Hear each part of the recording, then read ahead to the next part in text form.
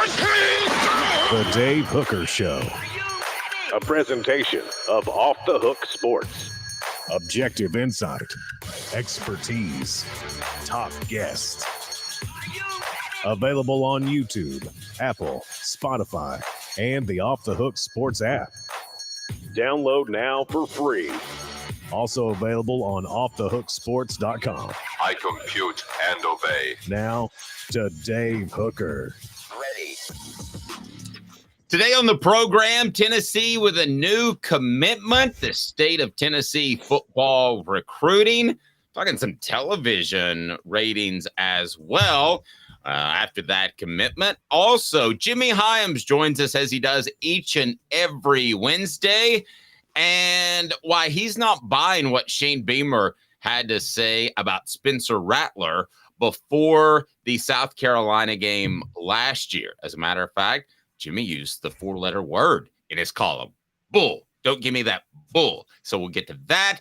Have the Vols discovered how to use Joe Milton? 5 balls to watch for South Carolina and 5 Gamecocks to watch as well. Caleb, hope you're doing fantastic. You ready to get it rolling with today's tough question? I am. I'm as ready as I am for the MLB playoffs, which, by the way, the Yankees and Red Sox will not be in, and the Orioles will. So I don't like you because I'm going to be close to Boston, and I was hoping to slide over there, even though I don't like Boston, and I'm a Yankees fan. So Caleb is off to a rough start. Welcome on the message board. Be sure and comment on Twitter or via the message board on YouTube, and we will get to it. Today's tough question is now. Today's tough question. Take a side. Take a stand. The Dave Hooker Show, a presentation of offthehooksports.com.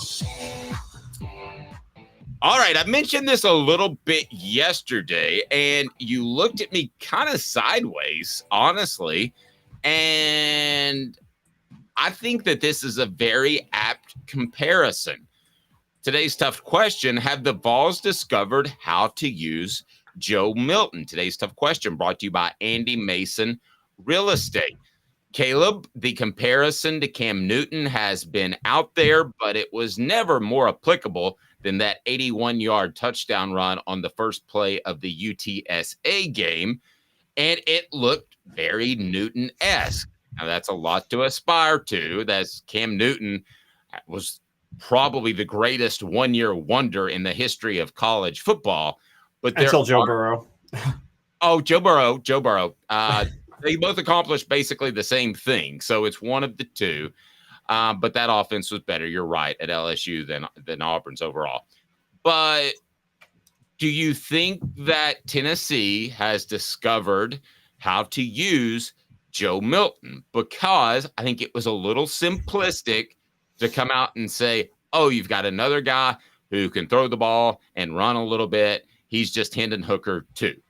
No, he's not Hendon Hooker 2. He's different on and off the field, and he's a different type of player with different strengths and weaknesses. So your thoughts on the Cam Newton comparisons, and is this a good sign for Tennessee that they seem, and I noticed this in the game, if you remember me mentioning on the post game, I noticed this in the game. It seems like they are playing with some things that are different from what they did last year, including the screen pass, which I know drives some people crazy. You had the shovel pass. You had some other things. You had him with the option. I think they're learning how to use him. I think this is a good direction for Tennessee football. I think they knew how to use him. I think Joe Milton didn't know how to use himself, and that's How where I've so? been after the whole. Well, we saw a lot of this in the Florida game, where Milton, yes, the pass protection was bad, but part of having the idea of having a 6'5", 240-pound quarterback who can run. By the way, he clocked in, I think, 21.3 miles an hour at full acceleration going to the end zone the other day, which is really, really fast. As I think a big part of that is they need to be able to offset a bad line or a struggling line by knowing where to step in the pocket and knowing when to run. Milton has been refusing to take off until that run last week. And that was a designed run. And so I think that Joe Milton has just been refusing to take advantage of his legs. And this was a big difference between Hendon Hooker and him. Hooker was not afraid to use his legs. Now I get it. you don't want to go nefarious, but you have to question, is Joe Milton just trying to make sure he saves himself health-wise for the NFL draft? And that's why he's not using his legs. I don't think it's that at all, Caleb. What I think it is every quarterback in the past 20 years that I've covered that can run wants to point out that they can beat you from the pocket, because used to be being able to run the football was a sign that you weren't a complete pocket passer. That, oh, he's a runner too. And I can tell you, going back in the day, and that people used to call newspapers before they had pictures, and they would stereotype and say, is the guy black or white? And the implication was, if he's black, he runs. If he's white, he's a pocket passer. We now know that is stupid, that there are runners that are white. There are throwers that are black. There was Warren Moon back then who was a pocket passer and couldn't run.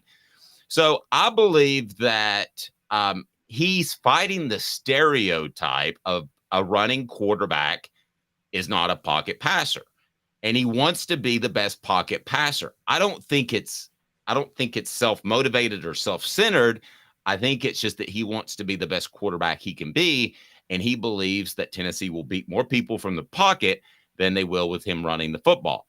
Or it could just be as simple as making bad reads on the option play at times. I mean, that's very possible too. Look, either way, the truth of the matter then is Milton doesn't know what he is. Sorry, Joe. I don't know if you want the stereotype or not, but you've got it. Joe has to be able to run the ball. Well, and that's the thing. That's a completely dated concept, because every best quarterback in the NFL now can do what? They can run for the most part. There's a couple of exceptions, but yeah. A couple. But even like the guy at Buffalo or Justin Herbert, they can all run. They may look like stereotypical stand in the pocket passers when you just look at them standing, but they can all run. Josh Allen is who I was referring to. It's almost to the point where if you can't run, and somebody needs to tell Joe Milton this, if you can't run, then you might not find a home in the NFL. And that's bizarro talk just 10 years ago. That's true. No, that's a very good point. I still think, though, look, I think Milton has to rely on his legs more than other quarterbacks. Other quarterbacks have to be mobile and be able to run to a certain degree, but they can beat you from the pocket. Look, I'm just going to be honest. Milton can't beat you from the pocket. He can't, and he's never going to be that quarterback. He has to rely more on the run, similar to Anthony Richardson to a certain degree. And I mean, that doesn't mean there's not a spot for you in the NFL. And that doesn't mean that's a knock. I mean, exactly. even kind of you're saying it like, am I knocking him? You're not. I mean, he can run. That's incredible. Great. Run, Joe, run. This is the Cam Newton. And by the way, we're comparing him to Cam Newton.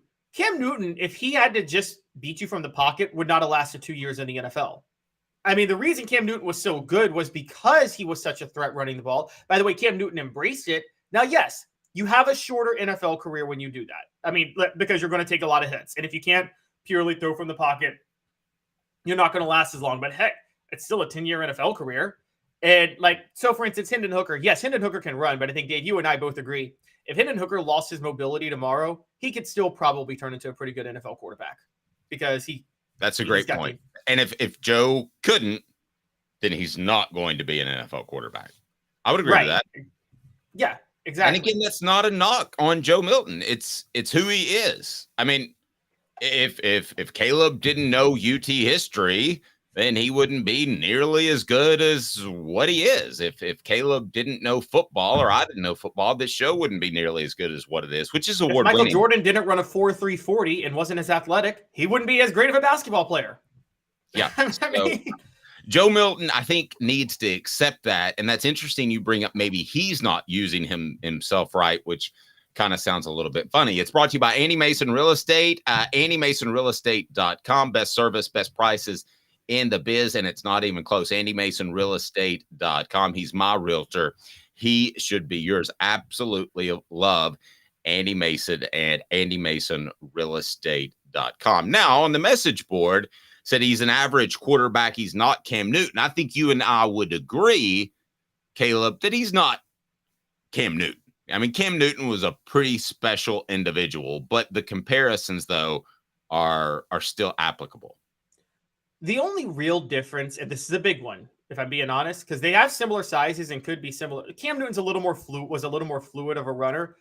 Cam Newton, he wasn't as accurate. I mean, he wasn't accurate at all, really, but he, just like Joe Milton, but Cam Newton at least had good touch on his throws. That's exactly what I was going to say. You read my mind. Really? Yeah. He knew, he had great touch on his throws, whereas Joe Milton still doesn't have that.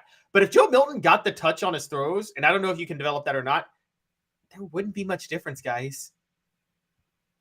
I mean, that's crazy to say, but there wouldn't. No, it is the touch on the ball. Now, if you go back and look, Cam threw it with his fingers, and it left his fingers with touch, which is exactly what you're saying.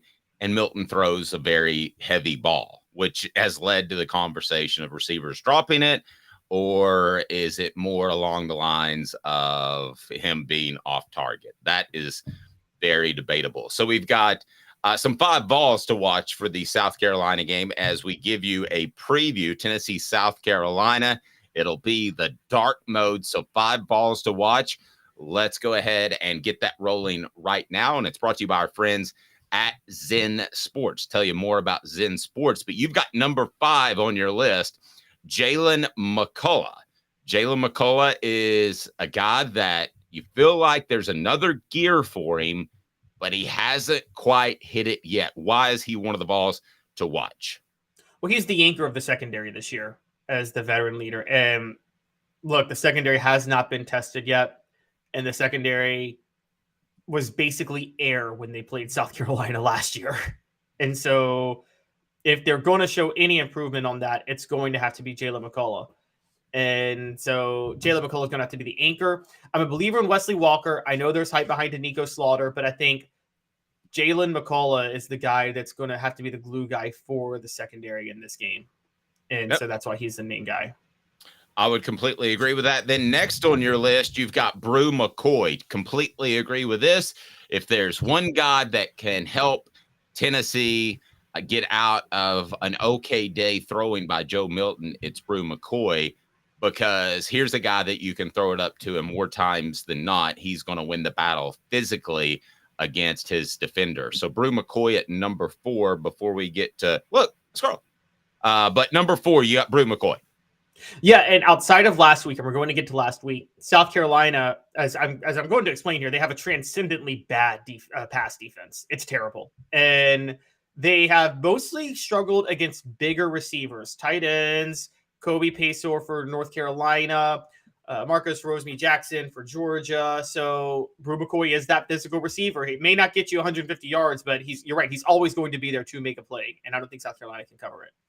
Yep. Before we get to the guy who's named after an animal, we remind you that our 5 players to watch is brought to you by Zen Sports. Zen Sports, the new sports book in Tennessee, revolutionizing the way you earn sports betting rewards. That means no more deposit bonuses that turn into deposit nightmares. On Zen Sports, what you see is what you get. And with their cash rewards program, you get a lot of cash. For a welcome bonus, earn an unlimited 5% back on your betting volume for your first 15 days when you sign up with the promo code HOOKED. That's right. Hooked, unlimited 5% cash back. Keep betting, keep earning with up to 3% cash back on your betting volume every month after that. Refer friends to earn a percentage of their betting volume as cash rewards. Too, Zen Sports bringing the cash back to Tennessee. If you bet big on sports, you want to be betting on Zen Sports. Zen Sports betting just got better. Gambling problem? Call 1-800-889-9789. Must be 21 and over to bet in Tennessee. And number 3, look, a squirrel. I love saying that. That's my favorite joke.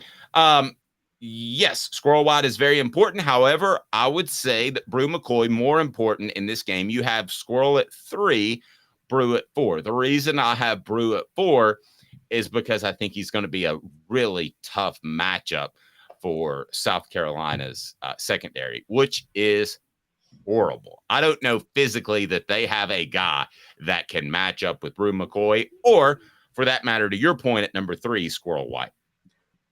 Yeah, I would have had Brew McCoy at number 3 last week, but then last weekend happened. And did you see what Lediatric Griffin for Mississippi State did to South Carolina? I did. That was a Kelly Washington performance, if I've ever seen one. Yeah, remind us, for those that didn't see South Carolina last week, and I certainly understand if you don't go out of your way to watch the Gamecocks. Just kidding, our South Carolina fans. But what did you see last week out of state? So Griffin had 10 catches for 256 yards, guys. He's 5'10". and he's a speedster, runs a 4.3 40. Who on Tennessee is under 6 feet and a speedster at wide receiver? I think I know the name. I think I do. Who is that? This guy named Squirrel White. There you go. There you go. He's pretty fast.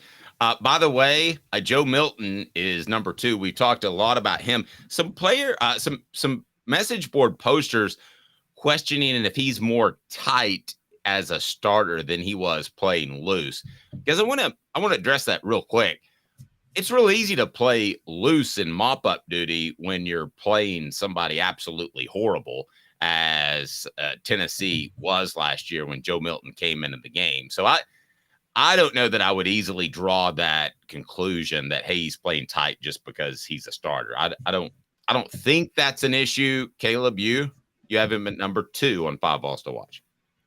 I don't know. I see him play. I feel like I do see him play tight sometimes, but that's why I want him to get involved. I think he needs to get involved more in the run game. I think if Joe Milton runs some, takes a couple of hits, I think it kind of, this is weird to say, Dave, you could tell me, but I think in football, if you're tight, particularly at quarterback, sometimes taking a hit is exactly what you need to kind of loosen up, and I've heard quarterbacks say that in the past. I know Peyton Manning, when he came off of his neck injuries or neck surgeries and got to Denver, he played all 4 preseason games, and they were like, why are you playing all 4? He's like, I got to get hit.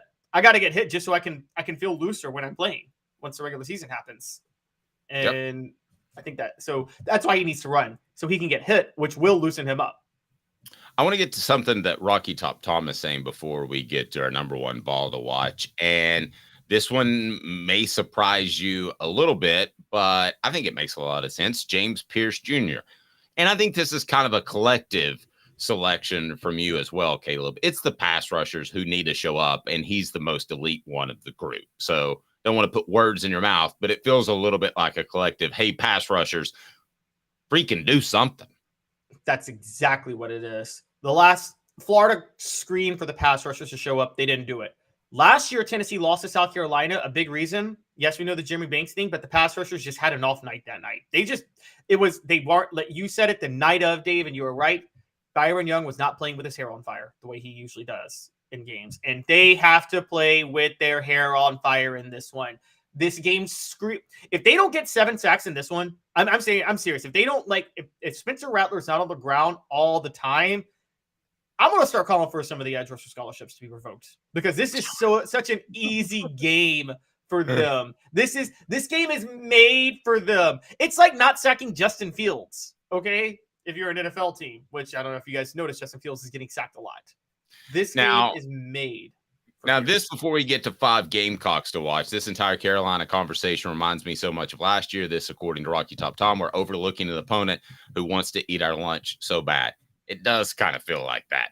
But I think that the off-field issues were big for Tennessee. Now you have a bit of quarterback issues and you have some other issues, but we didn't know about, I think the conversation leading into South Carolina last year was appropriate because we didn't know about the James Banks issue leading into that. James Banks, excuse me, James Banks, yes, he's a receiver.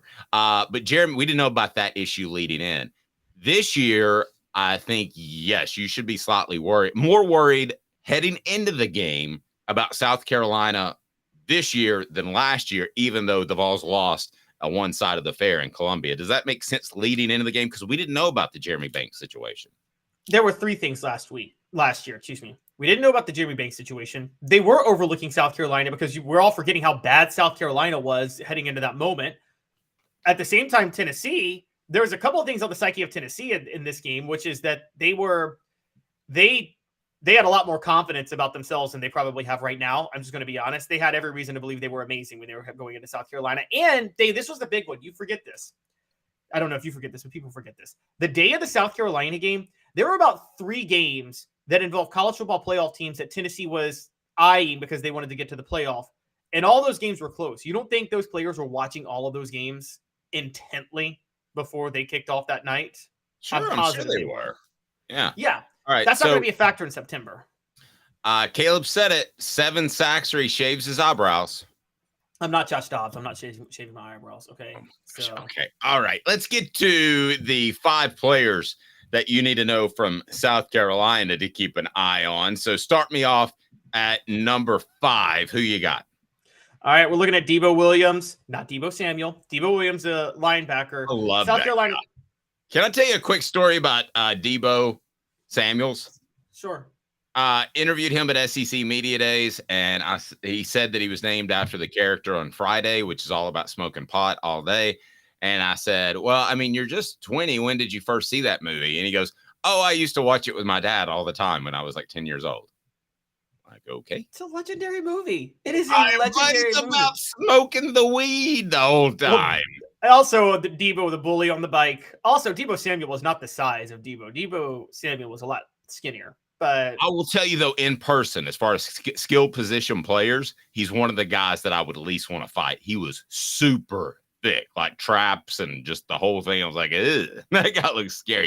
Debo Williams, super not thick. Dave's got a crush. Debo Williams, that guy, a linebacker, but he was short too. So Debo Williams at linebacker, they just haven't been good in pass defense, but pretty good in run defense. And let me point out how bad they are before you talk Debo about how bad they are at pass defense.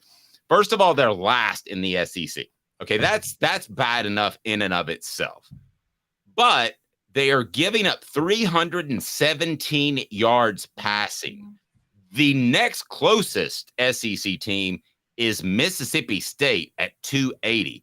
So they're giving up almost 40 yards more per game passing than the next to worst ranked team in pass defense. They cannot stop the pass, period. They can't at all. And that's where Debo Williams, the best way for them to try to do it is honestly the Tim Banks method of stunts and blitzes and things like that. And Williams at linebacker could do it. He's got 3.5 tackles for loss, 31 tackles, 20 solo tackles, which is pretty impressive. So he's kind of their anchor on the defense. So if they're going to do anything, he's going to have to make a lot of plays. All right. Who you got number 4, Caleb, as we break down the 5 Gamecocks to watch? Number 4 is Trey Knox. He's the tight end. Now, Trey Knox had 4 catches for 53 yards and a touchdown last week. He should have been involved in the passing game before then because he only has 113 yards on the year, but South Carolina has Dowell Loggins as offensive coordinator, so it probably took him like studying film for like 2 years to realize, oh man, maybe I should use the tight end Trey Knox. He's good. Oh, is that a new, hey, everybody, is that a new Caleb voice? Can we compare that to the pompous Caleb voice? I'm sorry. Dowell Loggins is like literally didn't realize that he could use a tight end. I'm sure he just learned that you're allowed to throw to the tight end last week. Sorry, guys. Y'all know I'm a Dowell Loggins hater. My Titans anger will just rub off. But Dowell Loggins did not use him until last week. He's going to use him more this week. Tennessee has questions in the secondary, particularly with Keenan Peely, who is a coverage linebacker. Him out, you have to question what the tight end will do. And Trey Knox is from Murfreesboro, so you know they're going to want him to go off. Exactly. So they're going to work and get him because he's from an hour and a half from Knoxville. And his last name is Knox. Well, that's true. By the way, Lane Kiffin's named after Lane Kiffin's son. Yeah, Lane Kiffin's son's first name is Knox, but that had nothing to do with Knoxville. I still remember Mike Hamilton. It was a Brad and Angelina reference because they named one of their kids Knox. Yeah, and I still remember Mike Hamilton asking him, so do you really believe the Knox name had nothing to do with Knoxville? And he goes, come on, Dave, really? Of course it did, which is why I think Lane Kiffin would still be at Tennessee had not the one school come calling. But that's a whole different story. He wanted to see his wife back on the beach at the time, and who wouldn't? That's right. Any relation to Kenny Loggins, who, by the way, is the all-time best soundtrack guy for movies. Kenny Loggins. He had Playing with the Boys. He had Danger Zone. He had name some others on there on the message board. He had them all. Okay, who's up next, Caleb? Where are we? I've lost track. All right, we're at number 3, and we're going. And this is somewhat collective because it's the defensive tackles because Tennessee has massive questions on the interior of their offensive line. But Alex Huntley is the main defensive tackle. He has 3 sacks on the year. No, I'm sorry. He has 2 sacks on the year. TJ Sanders leads the team in sacks. He's had 1 each of the past 3 games and has been the best defensive tackle. However, Shane Beamer never understands the concept of putting his best players on the field at a time because that's always been Shane Beamer's like, hey, if you're the best player, you're going to be second on the depth chart. That's his coaching philosophy. But yeah, so TJ Sanders couldn't make the list because Shane Beamer won't use him. Tonka Hemingway, another defensive tackle. He was the all-SEC lineman to start the year, but he hasn't been as productive yet. So I'm going to go Alex Huntley, who is starting and has been the most productive of the starters. Kenny Loggins, Footloose, I'm all right. Caddyshack. All right, I got to tell you this quick Kenny Loggins story. I don't want to hear a Kenny Loggins story. Did you ever watch Half Baked? Yes, I did. Underrated comedy. The beginning of that movie, when one of the guys is working at a music store and a woman asked for $7 for him to buy a used Kenny Loggins album. He's like, I'll give you $5. She's like, no, he autographed it. She's like, and then he's like, okay, then I'll give you $4. It's pretty good. Scott ranking in. He's got Danger Zone, Top Gun. Did Kenny Loggins ever have a hit that wasn't a soundtrack is the question. I've been looking for the answer to that question for 25 Did he have one that years. wasn't in the 80s, an 80s movie? Definitely not. Definitely not. Where are we, number 2? He's the Jamie Kennedy of the 80s. Okay. Anyway, Xavier Legette at wide receiver. Now, Antoine Wells is obviously out, who torched the Vols last year. Amarian Brown torched UT last year too, and is in the starting lineup, but Leggett is the star. I mean, he's got 27 catches for 556 yards. You're looking at an NFL receiver. He'll test Tennessee secondary like nobody has tested them this year. Rocky Top Tom saying I have to go home and watch Caddyshack. I might do that too. Pond, pool, pond. Pond would be nice for you. Pond would be nice for you. All right, number 1, who is the Gamecock to keep an eye on with Spurs up? The Gamecock to keep the eye on is obviously Spencer Rattler. Gotta be. I mean, do I have to really explain this? Gotta be. If he has a big game, Tennessee's in trouble. Yeah, we did sneak Kenny Loggins in. Pretty good job, huh? By the way, Tennessee Cider Company, tncidercompany.com. Use the promo code HAT, get a free hat, and you can have their cider shipped pretty much anywhere in the United States of America. It is simply awesome. Absolutely fantastic. Flavorful cider that you can order almost anywhere in the United States of America. Use the promo code HAT, again, HAT, and you'll be well taken care of. We're going to have Mr. Hyams up next, a 5-time sports writer in the state of Tennessee of the year. I butchered that. He's just really good. Stay tuned. Jimmy Hyams up next as he'll discuss this talk by Shane Beamer that no, Spencer Rattler was actually good before the Tennessee game. What? And also, playoff formatting is at the top of the conversation for a lot of college football talking heads, so we'll get into that as well. 2 minutes. He's Caleb Calhoun. I'm Dave Hooker, Off the Hook Sports.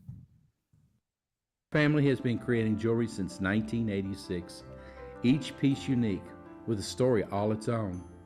I'm Rick Terry with Rick Terry Jewelry Designs. I'm a jeweler, and I want to be your jeweler. We're grateful that you chose us to be Knoxville's best jeweler. My family and staff look forward to serving you. So please come see us. Kingston Pike and Campbell Station Road in the heart of Farragut and downtown on Gay Street, right next to the Tennessee Theater. Hi, Mike Davis here with City Heating and Air, reminding you to always dare to compare. Our team provides quality local heating and air service, installation, and maintenance across East Tennessee.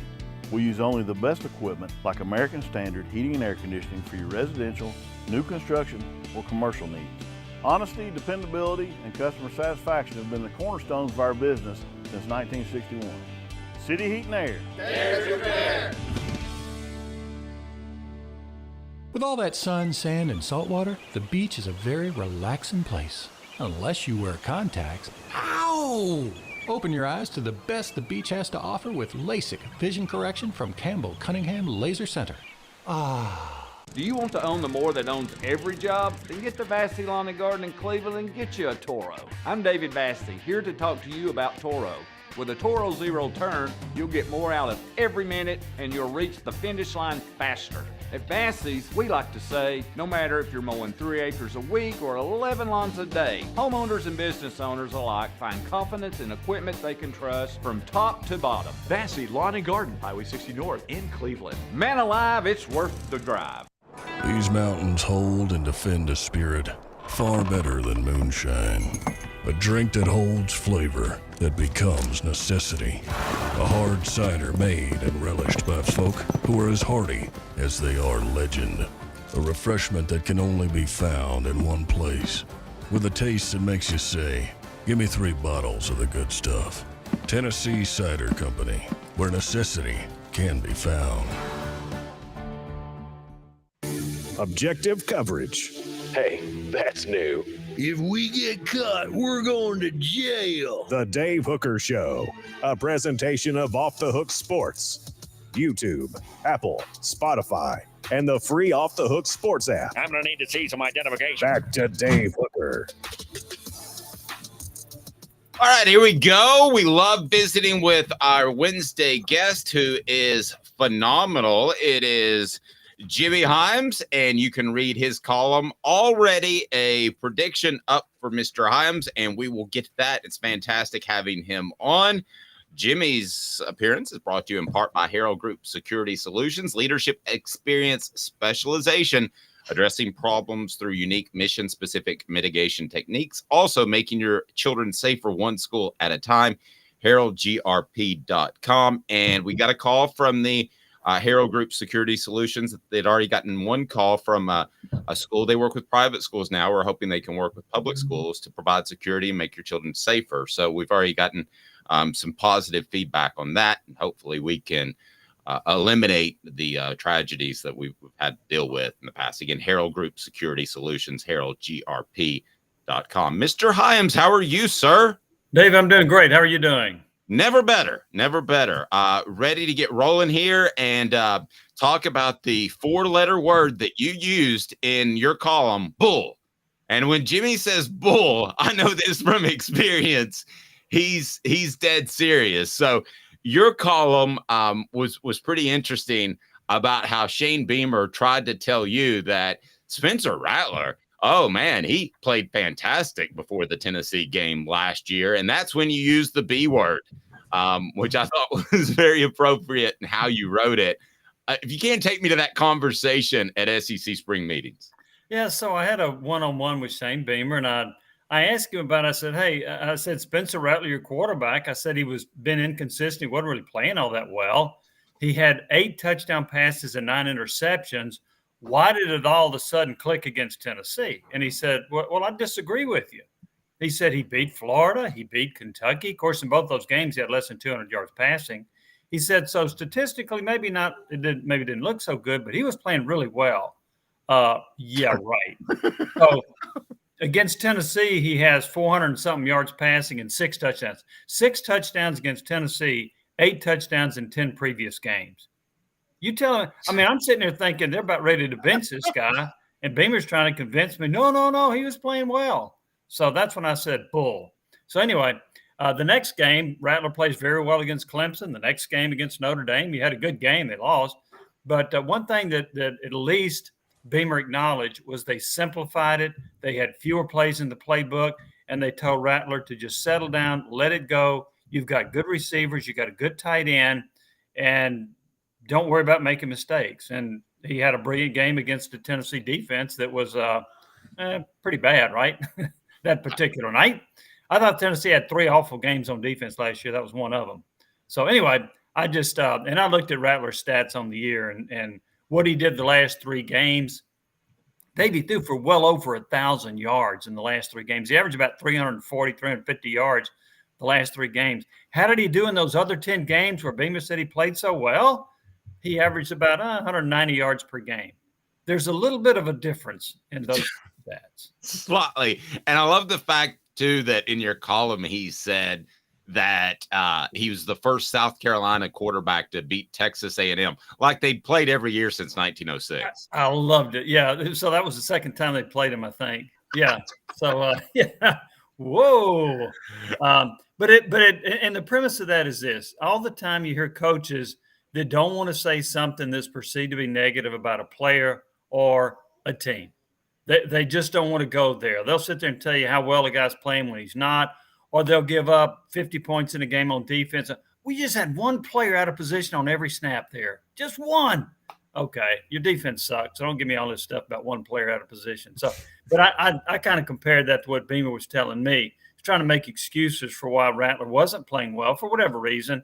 But when he said they simplified it and they told him to cut it loose, don't worry about making mistakes, trust your talent, that's when Rattler took off. And he's carried that over to this year too.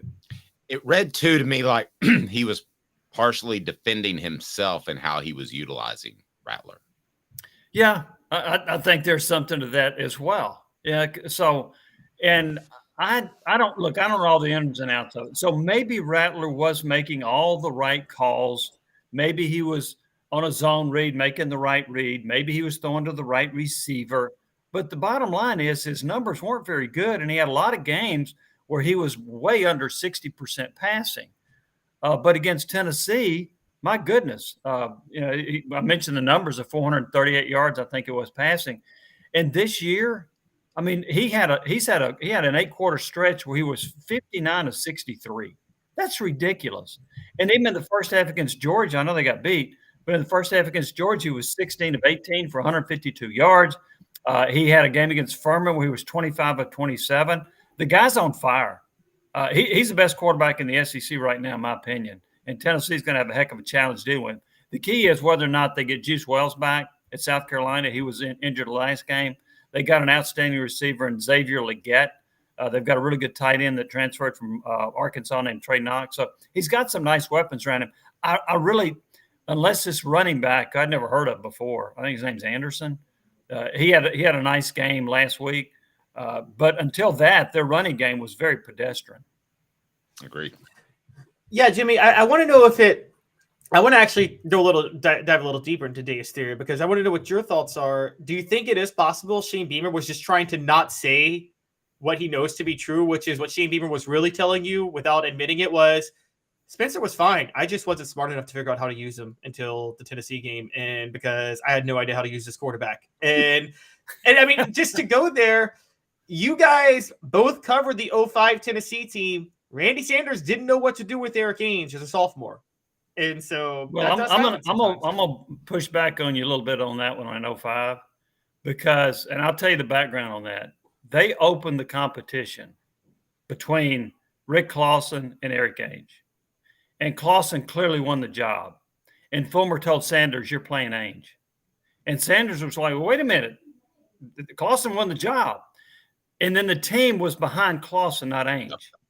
So that's a little background on what happened there. And there was a lot of dissension in the ranks with that team. So I would hesitate to say Sanders didn't know how to use Ainge. I think there was a lot of internal problems at that time, Caleb. I agree. So anyway, go ahead. I think that Philip Fulmer didn't trust Randy Sanders like he trusted David Cutcliffe. Well, that's true. That is true. But it was clear to everybody that Clausen won the job, including the players. And when Fulmer said, nope, we're going with Ainge, there was a revolt. Anyway, Go ahead, Caleb. There was. S.C. Scott guy says it wasn't Shane. It was Marcus Satterfield. Shane was too loyal to him. He was the best man at his wedding. Maybe. By the way, best man at that wedding, it's kind of hard not to look at the bride who they put up on the television for a good 3 or 4 minutes. Shane Beamer's doing pretty well for himself, Jimmy. Yes, he is. Maybe he was distracted most of the season. Who knows? Well, I guess that's what I'm getting at. Either Shane Beamer or Marcus Satterfield. What he's doing is he's covering for one of them with that. He didn't want to. What do you think of the philosophy that he just didn't want to say to you personally? I didn't know how to use him. I don't know football that well, and I didn't know what to do with him. The thing about that I would say would be unlikely is that he had him at Oklahoma. How could he not know how to use him? So maybe what you say is true, but that's ridiculous to not know how to use a guy when you brought him in from Oklahoma where you were an assistant coach and you were the coordinator. So he should have known how to use him. I just think Rattler wasn't playing well for whatever reason. And I don't know all the ins and outs of what was going on. I was sitting there thinking at one time, Caleb, I thought they were going to bench the guy because he wasn't playing very well. And his numbers weren't any good. And then all of a sudden, Tennessee gave him a proper dose of medicine, and he got well in a hurry. So, Jimmy, your prediction column is out, and we want to talk to you about that on a Wednesday, but that's just fine because you like Tennessee, but not to cover. Pretty tight game, in your opinion. Why? Because Tennessee's defense is going to give up 400 yards passing to Spencer Rattler. That's why. Whoever wins this game, in my opinion, has to score in the 30s. I am not sold on Tennessee's secondary yet. And Rattler has been red hot. I watched the Mississippi State game. I think I'm right about this. I think he was 15 for 15 in the first half against Mississippi State. And Tennessee can't cover Xavier Legette. They're going to have trouble with the tight end. And if South Carolina has Juice Wells, look out. So I just don't see where Tennessee – now, here's how they could contain him. North Carolina had 9 sacks against Rattler. Georgia had 3, and somebody else had 4. Mississippi State had 4 against him. So he's been sacked 17 times, and Tennessee has 16 sacks. So if they can get to him, sack him, pressure, hurry him, force him into bad throws, they got a chance. But now he's also pretty good rolling out. He's an accurate thrower when he's on the run, left or right. So I just don't see Tennessee's defense stopping South Carolina. And we've all seen this. Tennessee on offense has been prone to lulls during the course of a game. Now, if you want to defend Joe Milton during his lull, he had the knee injury, came out with a knee brace. After that injury, he was 1 out of 9, and he had a 1 for 12 stretch. You can't you do that against South Carolina, you're probably going to get beat. But they've been prone to lulls, which means I think South Carolina is going to stay with them. So I think it's going to be a high-scoring game, close game, and I would be very surprised if South Carolina doesn't cover. Yep. All right. Good stuff. Let's get to a bigger picture question that will affect the Vols very soon, I believe. And it is talk of the college football playoff. This from Dennis Dodd leads us to what the H? And it's brought to you by Rick Terry Jewelry Design. What the? What was he thinking? Release the hounds. The Dave Hooker Show. Keep cool. A presentation of offthehooksports.com. I learned from Jimmy Hyams that there's no need in knocking other journalists, so I'm not going to point out the fact that Dennis Dodd also reported that there were whispers that Nico wasn't worth the money. But despite that, now I'll report that from Dennis Dodd of CBS Sports that they're going to stick with the format that they talked about, which includes 6 conference champions. I guess the Pac-3 will fight amongst themselves. Jimmy, how can you still give the Pac-12 unless they do something drastically good in the near future? How can you still give them an automatic berth? Especially if they become the Pac-1. You automatically get in. You just sit out the season and you make it. Well, you got to win 3 games, okay? Let's be real. We got to have some, integrity with this. So 3 wins get you in. I don't think they can stick with 6 under the current situation of the Pac-12. Maybe what happens is the Pac-12 annexes the Mountain West, or the Pac-12 teams that have no home go to the Mountain West, and then the Mountain West becomes one of those conferences. But at this time, I see 5 conferences. Now, and I think this is all talk right now. I think this is all talk. I think there will be some settlement that will be made before the season, before next season, when they implement the 12-team playoff. So they may be saying they're going to stick with 6 right now, but I think that is flexible. Jimmy, sorry, David, we're going to go ahead, Joe. So I don't know where you land on this, but I'm still of the mindset that the ACC is going to fold before next year, or it's going to happen. What happened to the Pac-12 will happen to the ACC. Don't know when, because I know they got that grant of rights deal till 2036, but I just don't think that's as ironclad as everybody says it is. So when that happens, though, you really will have a Power 3, Big 12, Big 10, and SEC. At some point, isn't the playoff just going to have to take the top 4 conference champions if they're going to actually make the regular season matter at all, rather than the top 5 or 6? Under your scenario, yes. But one of the things I'm having trouble with is where are all these ACC teams going to go? Where are they going to go? Well, I think there's going to be a bidding war for North Carolina between the SEC and Big Ten. I think both conferences want North Carolina. I think there's going to be a bidding war for Virginia. Virginia's a top 20 revenue-producing school in college athletics right now. And so I think those two have a home. I think Miami has a home in the Big Ten, and Florida State and Clemson have homes in the SEC. I think so. Those 5, 6s are pretty set. And then maybe NC State, Georgia Tech could go to the Big 12, Duke, those schools. Well, I can't believe you would think the Big Ten would expand all the way to Miami. I mean, they like to keep things close-knit, okay? No. Why would they go to South Florida? I mean, that doesn't make any geographical sense, Caleb. They're continuing. Oh, you're right. I forgot they're just a thinking, Midwestern man? Conference. Hey, do you want to hear something that I said, like when all this conference realignment started, that sounded crazy and people called me an absolute idiot?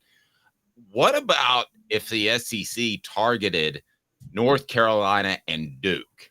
Duke has a respectable football program, and then suddenly, bingo, bango, you're not only the football conference, you're the basketball conference as well. Well, that is interesting. You would also think that they might, and I think they would target North Carolina, Florida State, and somebody else you would think about. There are other schools you would think about. Duke didn't come to mind immediately, and I get your point about basketball. Because they're really good. The SEC is pretty good in basketball right now. It'd be even better when they get Duke, okay, and North Carolina. But what a boost that would be to your conference in basketball. So maybe they do go in that direction. And Mike Elko's done a terrific job at Duke. I mean, people forget last year they won 9 games and they got 17 starters back, and they just whipped Clemson, soundly whipped Clemson. So they are on the rise. They've done a nice job. Maybe that's the direction they go. I know that Sankey does not want to expand, but I think his hand is going to be forced, and he's not going to have much of an option on this. So he's going to have to add some teams. But I think he would prefer. He even said at the in Nashville, Dave, and you were there. I'm sure you heard at the football media days where he said that he wanted things to settle down, that he wanted the SEC to stay at 16 for the next few years, and then like 2 days later. There was an announcement that 2 other teams were leaving the Pac-12 going to the Big Ten. So that didn't take long. His settling down for a few years lasted about 2 days. So there'll be more shifts probably, and I think that'll force the SEC to expand. Jimmy, going there, I try to be diplomatic, but Dave knows where I stand on this. It seems to me that Greg Sankey wasn't really forward thinking, and just Texas and Oklahoma reached out to him, and like, who's going to say no when Texas and Oklahoma reach out to you? But he's getting caught flat footed with Big Ten expanding, and he got caught flat footed on the TV contracts. I mean, let's just be honest. The Big Ten has a 7-year deal worth $7 billion. The SEC has a 10-year deal worth $3 billion. And isn't that going to, in the long run, in the age of NIL, make the Big Ten more competitive because they now have more money for boosters to throw at athletes? You have more money to hire good coaches, things like that. First off, the assumption that boosters would throw money at athletes is absurd, Caleb. No, you know better than that. Come on. Craziness. Yeah, especially not Dante Thornton. Yeah, because he wouldn't catch it. Yeah, it wasn't enough money. He dropped it. Yeah, Caleb, I think that's a really good point, in particular on the TV contracts. I think you're exactly right about that. The Big Ten did a 7-year deal. The SEC didn't need to do a 10-year deal, shouldn't have done a 10-year deal. Now they're trapped with that contract. Now, here's what I don't know about it. If the SEC adds 2 teams, can they tear up that contract and say, we want more? Flip side of that, how's ESPN and ABC doing financially? Not very well. They are. So they're not going to pony up a whole lot more money. They would not give the SEC more money when the SEC said, hey, if we add another conference game, we go from 8 to 9 conference games, you pay us more money. ESPN said no, which is one reason they're fighting about 8 versus 9. That's a money issue, and the SEC is trying to negotiate more money out of that. So, Caleb, I think you're exactly right about this TV deal. And but also in terms of Sankey and his bosses are these presidents and so forth. I don't think the SEC wants to expand anymore. I think it's a collective feeling that we don't need to be adding teams. I don't like the way this is going. But as I mentioned earlier, I think their hand is going to be forced to add more teams, like you're saying. So I think the SEC ultimately will probably get to 20 teams. I think that's really rich, given the fact that the SEC drove expansion before any other conference back in 1992. Yeah, they added 2 teams in 92, and then they added 2 more teams about 20 years later. So yeah, you're right. It's they drove expansion. Now they're like, let's put on the brakes. They're the ones who destroyed the Southwest Conference. Like the SEC literally is the reason the Southwest Conference, a 100-year-old conference, dissolved. That's their fault. Well, at least now, Jimmy, they own that St. Louis television market. Oh boy, that's been very gosh. lucrative for them, hasn't it? Missouri, the worst ad in the history of conference. No, Rutgers to the Big Ten is the worst. Okay, ad in the that's history of conferences. They thought the New York market, as if New York, living on the East Coast, New York City people don't care about college sports. It was just a dumb move. Nobody watches Rutgers in New Jersey, much less New York. No, I bet you there are more Rams fans in St. Louis than there are Missouri Tigers fans. Oh yeah. Yeah. Like rooting. The Rams aren't even there anymore. Yeah. So they're rooting for the LA Rams. Last thing I got for you, and portions of the program are brought to you by Campbell, Cunningham, Taylor, and Hahn. Enjoy life when you see better. Look at me, no glasses, no contacts, local vision service for LASIK, cataract surgery, and regular eye examination. Go to ccteyes.com and they bring you the Vol Report with Jacob Warren, which we'll have up on the YouTube channel later this afternoon. Jimmy, if I put the over under at 2 years, so going into the 24, 25, 26, going into the 26th season, and you had to bet that there will be a mega conference which stands apart from the rest of the Division I NCAA schools or not, which would you bet? I'm going to bet against a mega conference. And here's why. It's the TV contracts already in place. I think that is going to preclude them from doing that. Why would the Big Ten tear it up and say, "Hey, let's break away"? They're in great shape financially. There would be some people that would prefer that. Now, having said that, I never thought USC and UCLA would be in the Big Ten or Rutgers. So I didn't see a lot of this coming. And so maybe I'm not very good at being a visionary, but I'm going to say the TV contracts are going to hold up going to a mega conference. And you still need a governing body. I mean, look, I think the NCAA has done a lot of stupid things. Well, what's the NCAA? It's the member schools. It's the member institutions that are voting on this stuff. So I'm going to say I don't think they're going to go there, but I'm not going to say with much confidence. And the reason being the TV contracts, I think, will preclude it. Jimmy, great stuff as always. We appreciate you. Have a fantastic day. Dave, I appreciate it. Thank you. Thank you, Caleb. Y'all have a great day as well. Thank you, Jimmy Hyams. And we got somebody on the message board said should go after Hawaii. That's absolutely right if I were still working for another company, but I can't fund a trip to Hawaii. And you know I'd have to, Caleb. Well, we'll have to just – and, they put SEC Media Days in there one year just to, show it. I mean, could you imagine if they put SEC Media Days in Hawaii? Have to find a way to make that happen. I will say, though, basically, Jimmy said what deal is worse? The deal Scottie Pippen signed with the Bulls in 1991 or the SEC's deal with ESPN? Who got fleeced harder? That one. By the way, I'm curious to this on people on the message board.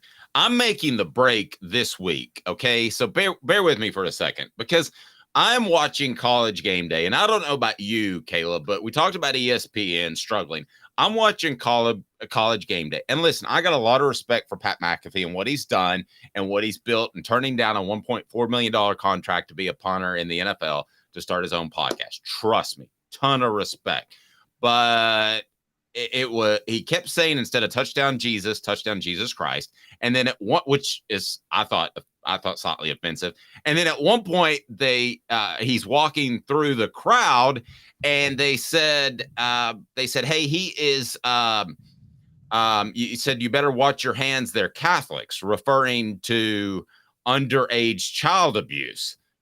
I'm making the move, actually, and I never thought I would say this after 20 years, to whatever it's called, that big kickoff show on Fox, because that ESPN show is struggling. And I think Reese Davis and Herb Street are fantastic, but it goes to your point about ESPN struggling of not having the talent to go out there and get a wow guy. You can't tell me that Pat McAfee wasn't a deal. They got a deal with Pat McAfee, how somebody didn't say it's not touchdown Jesus Christ during a break is beyond me. It's never been referred to as that. I've been there. Caleb, I'm actually making the switch, and it breaks my heart. And because I thought that show was so good for such a long time. Also, Darius Rucker redoing the Big and Rich song frustrated me. But did you? First of all, Bubba Sparks had the best song for College Game Day, Back in the Mud. Okay, y'all need to go back and listen to that one. I don't remember that. But did you notice any of that? I don't want to get too off topic, but I did. I actually. Live says Game Day has become MTV's TRL. SEC. Okay, so I need to move to the SEC show. That's a couple of people that say. I'm going to push back on McAfee, though. Look, I think McAfee was being sarcastic with the touchdown, Jesus Christ, because like there's the whole joke of Notre Dame believing that Jesus is a Notre Dame fan. And by the way, Johnny Majors, when Tennessee beat Notre Dame in 91, go back and watch the Johnny Majors show, just railed against the culture of Notre Dame and their holier-than-thou attitude. And at one point, he did when Notre Dame missed the field goal to win, he told a story of a trainer named Max Parrott. I actually remember the name. I know Max. Yeah. Where apparently Max was asked, reportedly, what were you doing when Notre Dame kicked that field goal? And he said, I was watching Touchdown Jesus, and he was doing this. And so there are a lot of sign for those on our audio. No good. A no good sign. No good. Field goal is no good. Yeah, so there's a lot of it was incomplete. I think what McAfee was doing was a joke. There's a lot of annoyance. There's always been an annoyance that Notre Dame feels like they're God's team. Okay, not America's team like Dallas. They think they're God's team. Yeah, but I just think the whole show lacks pop. And also, before you go with the whole McAfee off-color joke about the church, maybe you didn't like it, but Big Noon Kickoff has a guy who actually covered up for a woman beater on his team.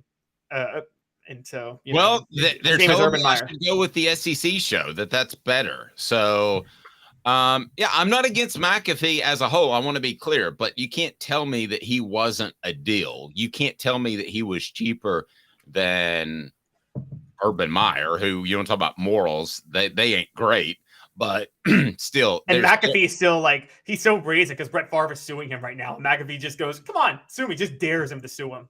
Why is Brett Favre suing him? Because Brett Favre says he was defamed when McAfee reported on the fact that Brett Favre was stealing from welfare funds in Mississippi, which, by the way, he was. Yeah. All right.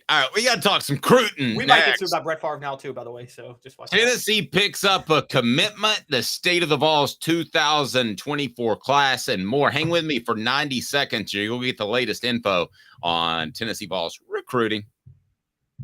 For Candace, I was really heavy into the drug culture. I was selling drugs. I was just constantly in pain. I was missing like a good support system in my life. Candace has given me everything that I need in order to successfully have a wonderful recovery, in order to have a life that I didn't even know was possible. And it's not just about me anymore, and I love that. I absolutely love it.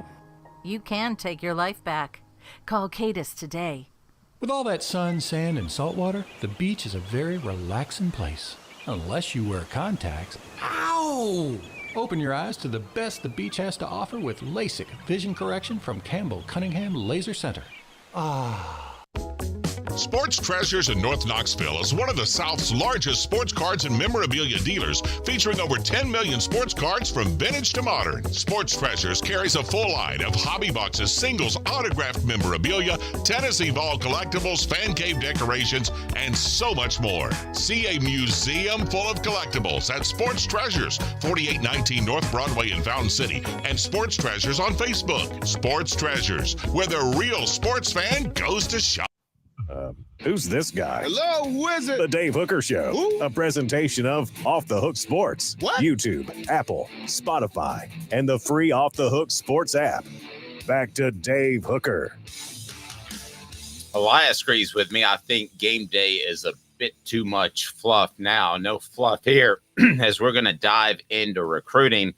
We're at our 3:45 a.m. Production meeting, and we're talking about recruiting, and coverage is brought to you today by City Heating and Air Conditioning, 50 years in East Tennessee. Integrity matters. Don't trust a fly-by-night HVAC company to tell you that you need a new unit that could cost thousands of dollars. Support our sponsors. They're all right below. That's why we're here, and we wouldn't be here without them. So if you need an HVAC company in the East Tennessee area, it is City Heating and Air Conditioning. Tell them that Off the Hook sent you. So we're discussing Tennessee recruiting, and Caleb was all about Tennessee's newest commitment. And the question he had, is it too early to start recruiting prospects? Because this is a 2026 prospect. So we're going to get into that and the state of Tennessee football recruiting. But Caleb, if you can, tell me about Tennessee's latest commitment, Mr. Whitehead, an athlete that is impressive enough to get an offer and a committable offer this early in the process. What do you think of Tennessee's pickup? And then we'll get to, is it too early to start recruiting prospects? Well, speaking of Brett Favre, this is a Mississippi Gulf Coast kid. Thank you. And so his name is, Sharoid Whitehead. He is an athlete. He has played quarterback, running back, receiver, and return specialist as a freshman last year at Ocean Springs High School. And he had 34 total touchdowns as a true freshman.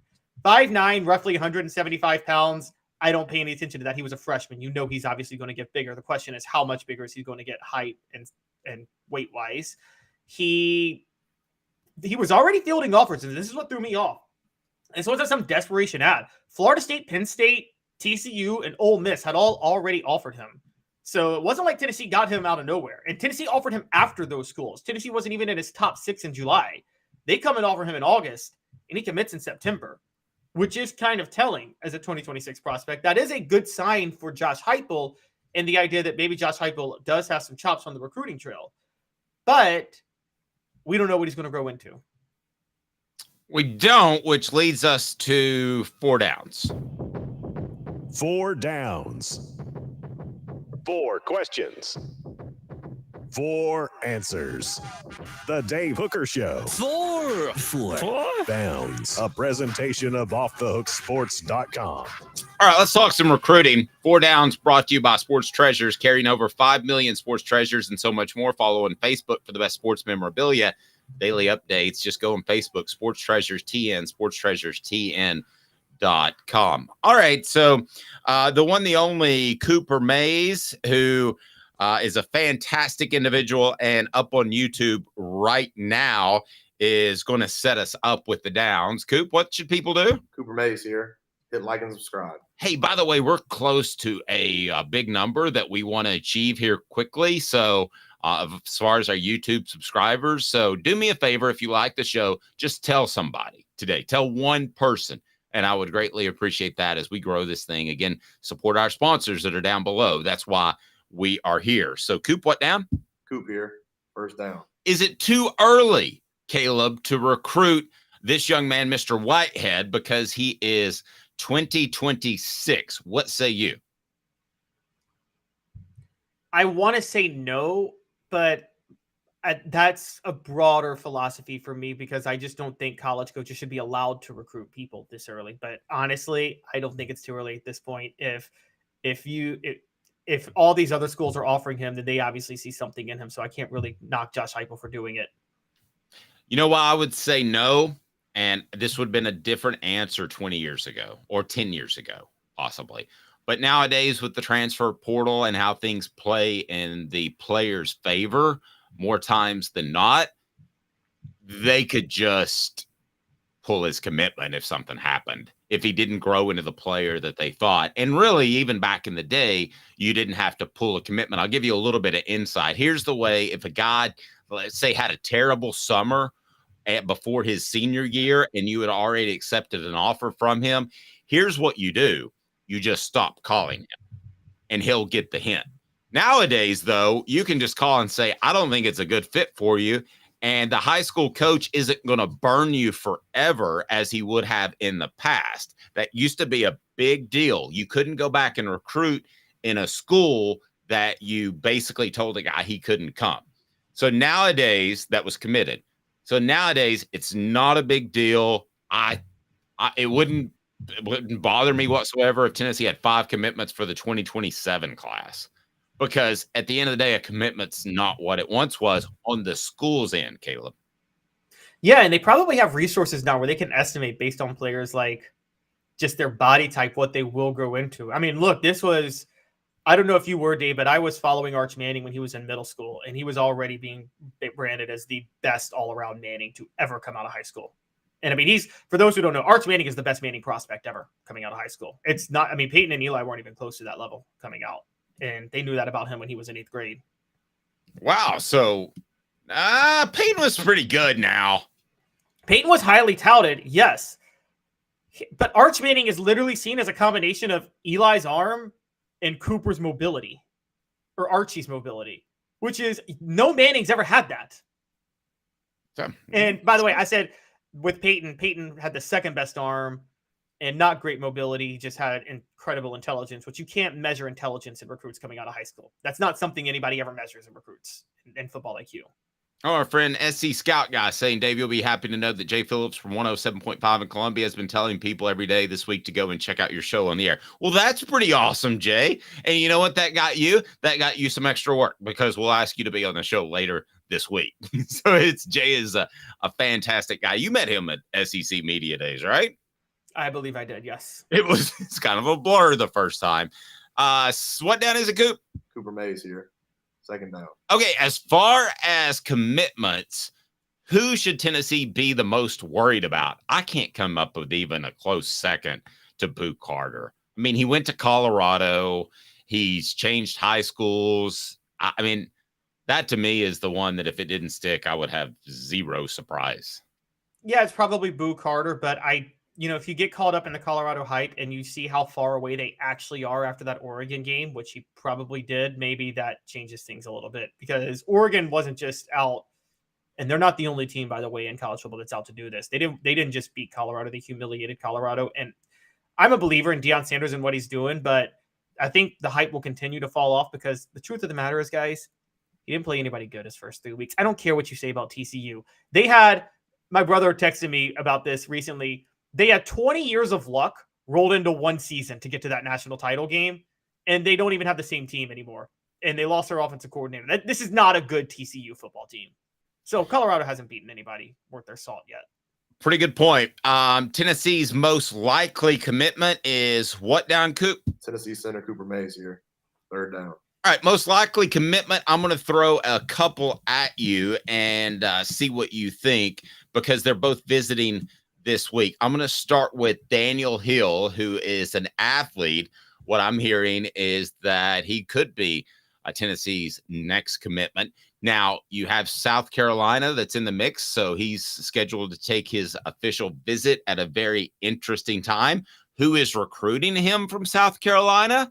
You want to guess? Former Tennessee running back, Caleb? Jay Graham?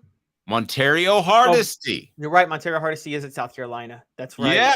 And so Alabama with a guy named Robert Gillespie, you might remember his name as well, is in the mix. So those are the three schools that I'm told are primarily in the hunt, but I think they've got a great chance for him. That is Daniel Hill. He is out of Meridian, Mississippi. It's interesting to me that somewhat Auburn and Arkansas have been in the mix, but Ole Miss really isn't. So this looks like a kid who's ready to leave, and you would want to pull him, I would think, primarily away from Alabama. But I always looked at that early in a guy's recruiting process. Is he looking at schools that he really wants to leave, or does he end up just staying at the in-state school? So I would look at this and say he's looking to stay at the in-state school. All right, so another one, Cameron Michael, an athlete out of Statesboro, Georgia.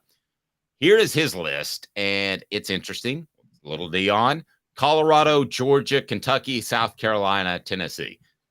These are the guys, in my opinion, that Colorado is going to miss out on and ultimately may undermine Deion Sanders because look at his other four schools. They're all in the Southeast.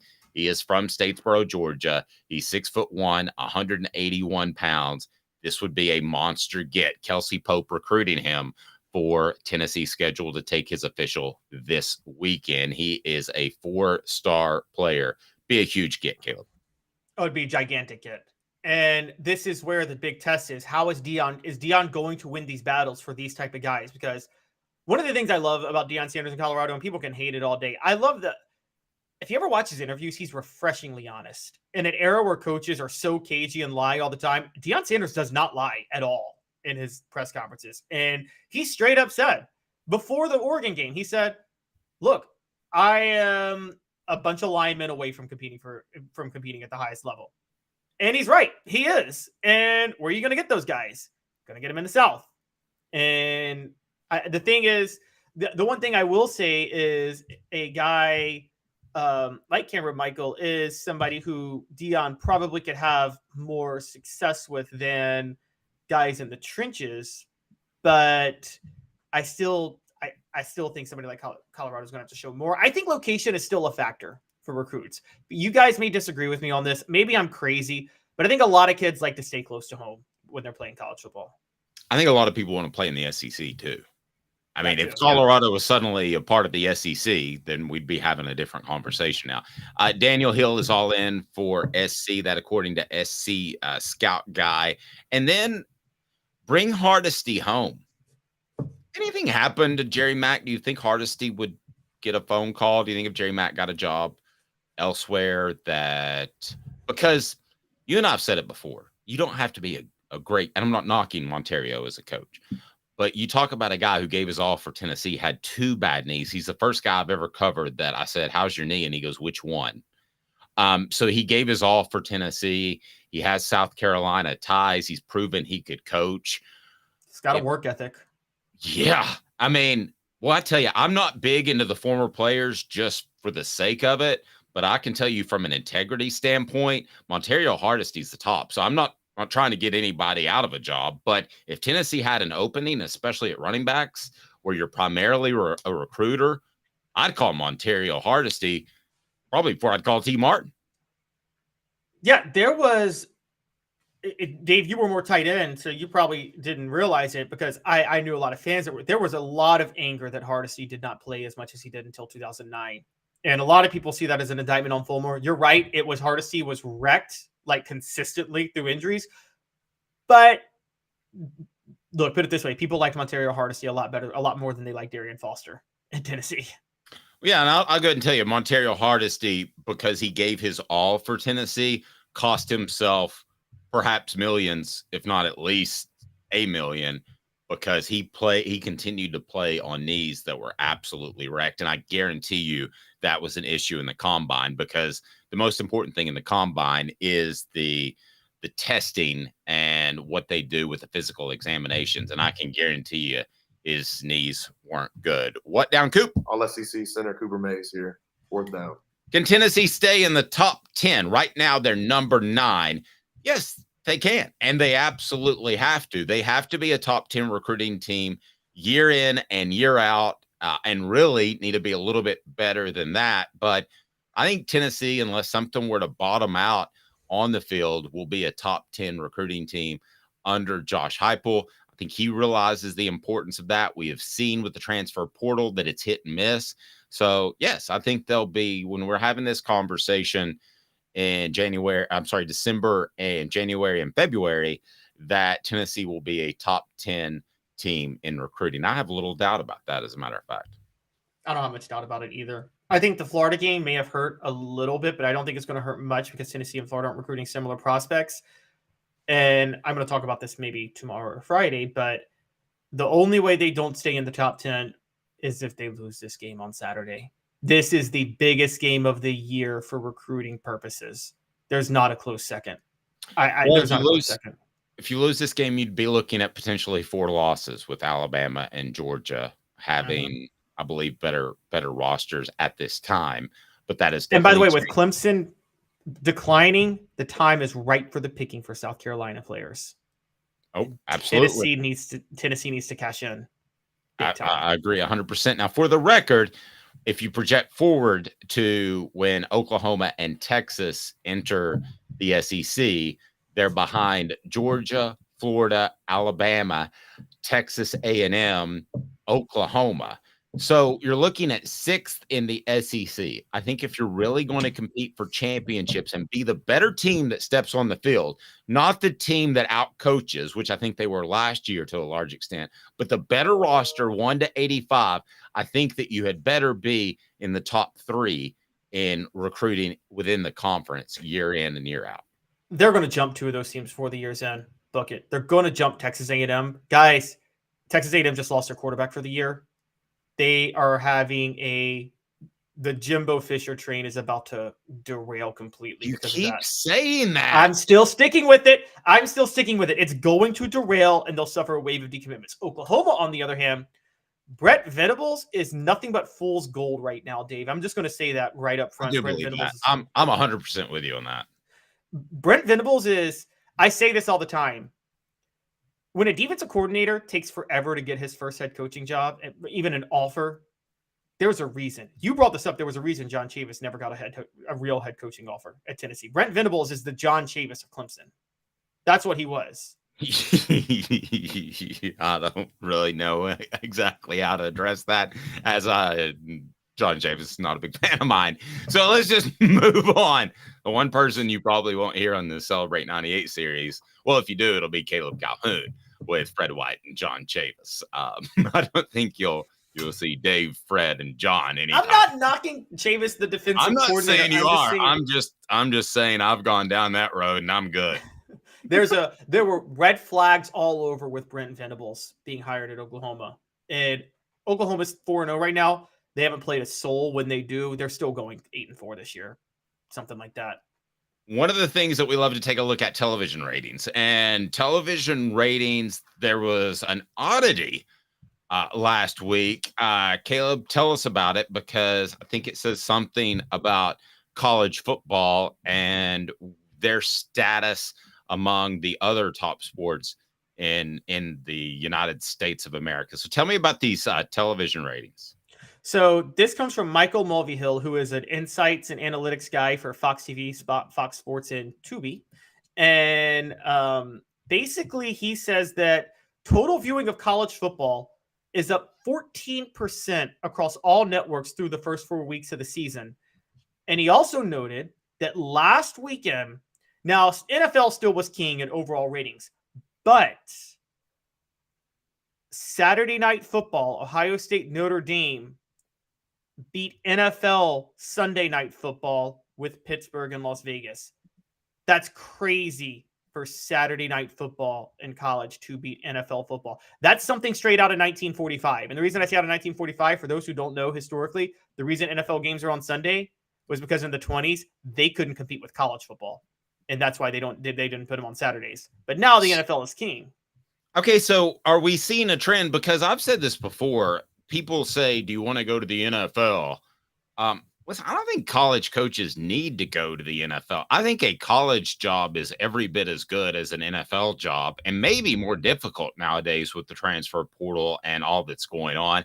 I mean, is it a better job to be the head coach? What's the best franchise in the NFL? I would say the best run franchises are best run. Okay, let's say I think the Steelers are actually one of the best run franchises. Beautifully run. They've had like 4 head coaches ever in our lives. Yeah. Okay. So I think so let's say that's the best. You got the most stability, you got the most support, and the owners want to win. That's the best job. What's the best job in college football? Not to get into a long debate, but pick one. I mean, the easiest job I've always said is LSU. Okay. So would you rather be the head coach of the Pittsburgh Steelers or LSU? I mean, I think that's debatable. I think back in the day, the money was so different. When I started doing this stuff, you were talking about millions versus hundreds of thousands as an assistant coach. I don't know that it's any better or worse to deal with millionaire athletes, or if it's better to recruit. I mean, I think that it's both. I think they're both very challenging, but I don't think one is better than the other. No, the only reason it's debatable, and you talked about this in the offseason, and they're addressing this, but the work-life balance for college coaches is just, it's not sustainable. I mean, it's going to, I don't know how they can mentally handle all of it. It's just brutal for college. I've said it for a while. I have always questioned the IQ of average college football coaches, but I'm not going to question the work ethic, because that's a lot of work. It's a lot of brutal work. And it's also a lot of work for minimal results. Dave, okay, you get 25 members of a recruiting class. How many hours do you spend on how many prospects that don't commit in recruiting as a college coach? Oh, thousands of and hours. Most of those are wasted, aren't they? Because you especially didn't at a place like Tennessee, you start with a pool of about 250 guys. I mean, that's insane when you start to think about that. And you have to cull it down to about 100, and then you cull it down to about 50.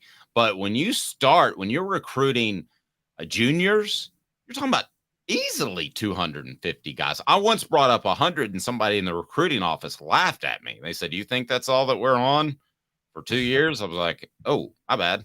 And most of the guys there, of the top guys, most of the ones they're targeting aren't committing. So you're putting in all those hours, then you have to see no results. How do you mentally have the capacity to deal with that? I wouldn't have that capacity. I'm just going to be honest. If I was doing all the stuff we were doing on YouTube, all the work I'm doing every day, and I'm seeing like 10 hits a day sometimes, I would just I'd throw my hands up. I'm not going to lie. And coaches have to deal with that. Okay, so let me ask you this. Are we on the front end of a trend? Could you see college football actually being bigger than the NFL? And your answer will be brought to you by the Hemp House, the premier hemp dispensary online with a wide variety, great selection, and strict standards to ensure the best in CBD or Delta products. Go to Hemp House Chat with 2Ts.com, hemphousechat.com. And they've got the Big Orange Crunch. I know the writing's backwards, but they've got the Big Orange Crunch. Use the promo code HOOKED and get 10% off. Tell me when you order that, and you would be awesome. Support our sponsors. So, Caleb, could you see a day where college football is bigger than the NFL? Yes, and I'm going to tell you that's why. Let me tell you why. I swear I did not think you would say that. I thought you would shut me down. I didn't think I would either, but I'm going to give him a shout out real quick. I listened to Shannon Terry. For those who don't know, he founded Rivals and 247 Sports and is founded on 3 on a podcast 2 weeks ago. And he said he thinks college football is in the second inning of a rocket ship. No, not just college football, college sports is in the second inning of a rocket ship about to explode to the moon, basically. And why? I'm curious because we might have Shannon on the program. Why did he say that? I'm interested. So honestly, the 12-team playoff, I can't believe I hate to admit it because it's not what I love. I know you're for it, but it's actually going to make college football more national. A bunch of other teams will be interested because they're like, okay, you may not make the top 4, but you can certainly make a 12-team playoff if you're Washington State. And so it's going to draw more interest. Wait just a second. Hank Kingsley, did Caleb just agree with me? Hey now. Yes, the college football playoff is going to be awesome. I'm so excited for next year, and it will be bigger than the NFL playoffs eventually. And you're right. So there's the regular season too. It's not going to devalue the regular season as much as I thought it would, because while it will for the top teams, it will have more teams watching in November.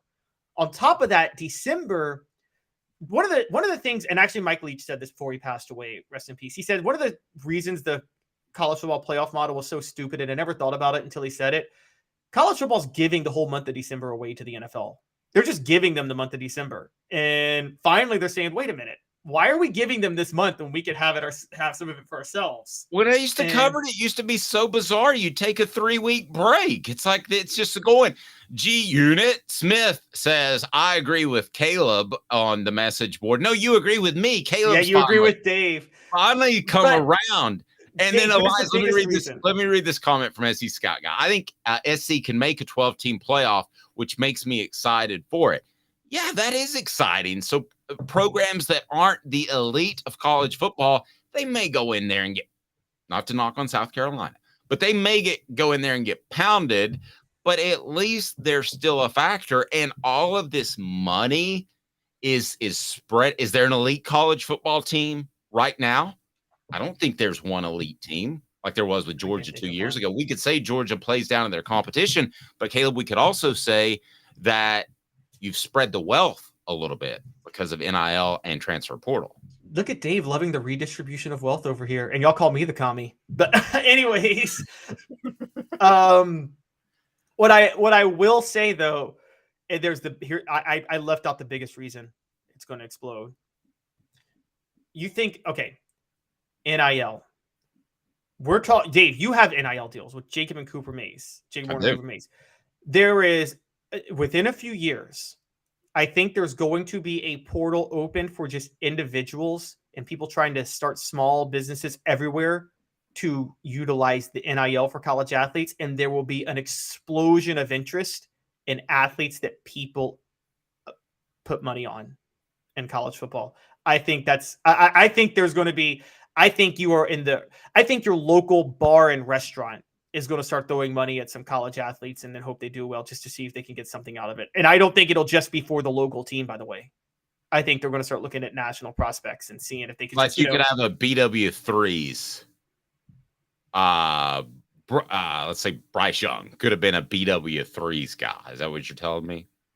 What is BW3s? Is that I'm sorry, Buffalo Wild Wings. It used Buffalo to be Wild Wings. BW3s. Yeah. Yeah, yeah, exactly. So your local restaurant may say, okay, yeah, we're Knoxville. People here are Tennessee fans, but hey, everybody knows Bryce Young. Maybe I could get Bryce Young to tweet something about me on Instagram or put something up about me on Instagram today. Then I'll throw him a few bucks here and there. That's going to happen everywhere. I mean, people starting YouTube channels, your door-to-door salesman is like, if I could just get this guy to tweet about me for a minute, and then they're going to watch the game he plays. I think NIL, Dave, me and you watch hoping Jacob Warren catches a touchdown pass. Now, that's not why we're watching Tennessee, but let's not pretend that that's not like helping when he does. Yeah, I mean, you're absolutely right. And me and my wife had panic attacks when Cooper and Jacob went out last year within like 6 plays of each other. My wife looks at me and goes, "Oh Lord, what are we going to do?" And I was like, "It'll be fine." Yes, we want those guys to do well. So how many people are going to get their hands on NIL over the next few years, Dave, that are going to be more interested in college football than they ever were before? Just from you worked in marketing, from your knowledge in business, how big is that going to get? Huge. And you're right, Travis. Only old people still call it BW3. For Caleb Calhoun, I'm Dave Hooker. Again, portions of the program brought to you by our friends at Zen Sports. You got to use that Zen Sports, bringing the cash back to Tennessee. Zen Sports betting just got better, and it got much better thanks to our friends at Zen Sports. Zen Sports, the new sports book in Tennessee, revolutionizing the way you earn sports betting rewards. That means no more deposit bonuses that turn into deposit nightmares. On Zen Sports, what you see is what you get, and you get cash rewards program. You get a lot of cash. For a welcome bonus, earn an unlimited 5% cash back for your betting volume for your first 15 days when you use the promo code HOOKED. That's HOOKED. That's right. Unlimited 5% cash back. Keep betting. Keep earning with up to 3% cash back on your betting volume every month. After that, you're making money, and refer friends to earn a percentage of their betting volume as cash rewards. 2, Zen Sports, bringing the cash back to Tennessee. Use the promo code HOOKED. So if you bet big on sports, you want to be betting on Zen Sports. Zen Sports betting just got better. Gambling problem? Call 1-800-889-9789. Must be 21 and over in Tennessee to bet. We will see you at 10 o'clock live on YouTube. So if you haven't turned those notifications on, do it. Hit like and subscribe. For Caleb Calhoun, I'm Dave Hooker, a president.